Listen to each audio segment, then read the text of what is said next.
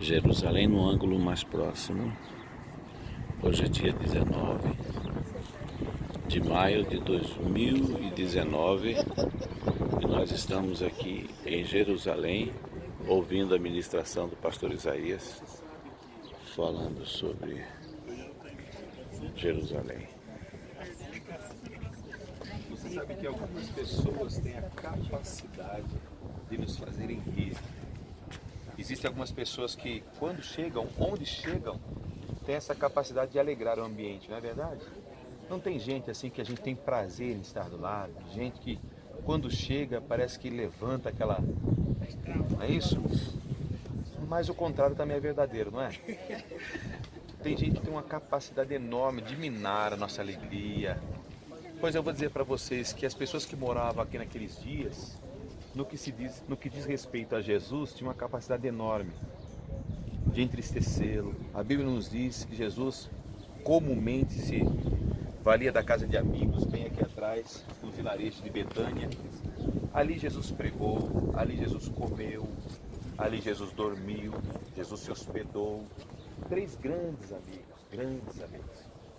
Numa dessas idas e vindas, Jesus parou aqui e começou a olhar para a cidade. Olhou a cidade, olhou a cidade, olhou o templo, viu as pessoas andando para a direita e para a esquerda, viu pessoas passando por ele. E então, tomado de súbita tristeza, ele disse: "Oh Jerusalém, oh Jerusalém." Qual Jerusalém? Os muros, as pedras.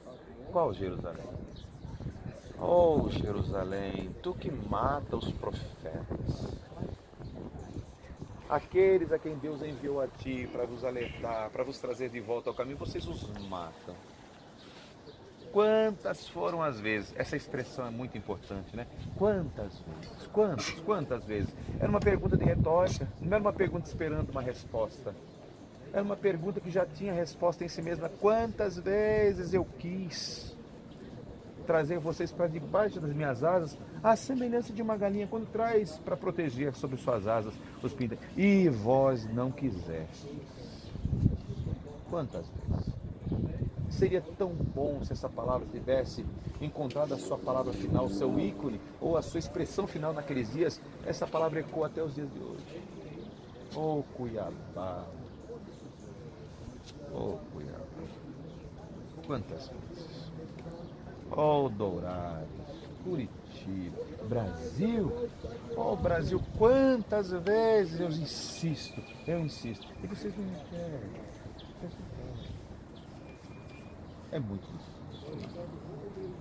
Jesus então, numa dessas vezes, Jesus já na última semana vem, pega lá um filho de uma jumenta emprestado, né? E vai descendo aqui. Os seus discípulos ao redor e começa a subir. As pessoas ficaram admiradas. Diz-nos o texto que eles começaram a cortar ramos de árvores, pegaram pelo meio do caminho e foram fazendo um tapete. E Jesus foi passando. E alguns tiravam as suas próprias vestes e iam colocando para que Jesus passasse. E qual era a voz das pessoas? O que é que as pessoas diziam?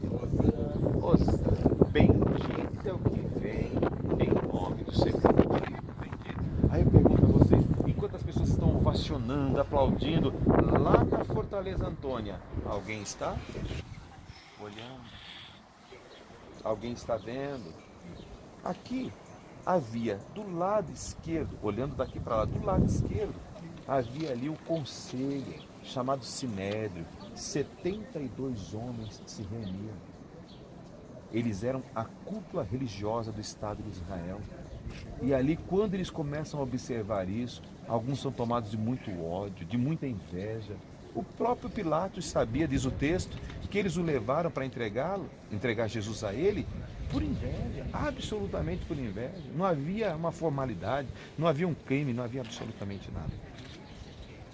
Aqui Jesus chorou, subiu, entrou. O que aconteceu lá no templo?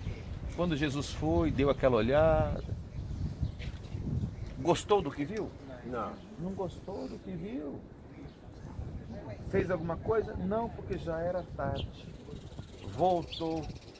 Nessa caminhada de ir, Jesus encontrou uma figueira. Alguém se lembra? O que aconteceu? Foi procurar se havia fruto. Encontrou? Não. O que foi que Jesus fez? Nunca mais nasça fruto, nunca mais ninguém coma de você. E entrou. Quando eles estão voltando, os discípulos olharam para a mesma árvore com a qual Jesus havia dito, como ela estava? Os discípulos admiraram. Deixa eu dizer uma coisa a vocês. O Deus a quem nós servimos é um Deus muito paciente. Muito paciente.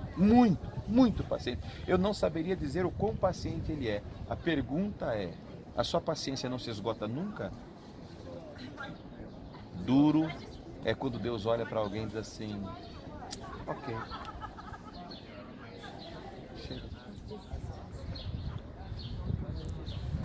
Quando Deus desistir de alguém, nem o diabo quer. O diabo só é contra a minha e a sua vida porque ele nos vê como objetos do amor de Deus. Não é porque você tem tanta importância assim, não. É porque ele vê em você o que interessa a Deus, a sua imagem refletida na sua vida. Não se tenha por sua menos importância. Você é a expressão do seu Deus. Saiba preservar isso e valorizar isso. Tá bem? Ok.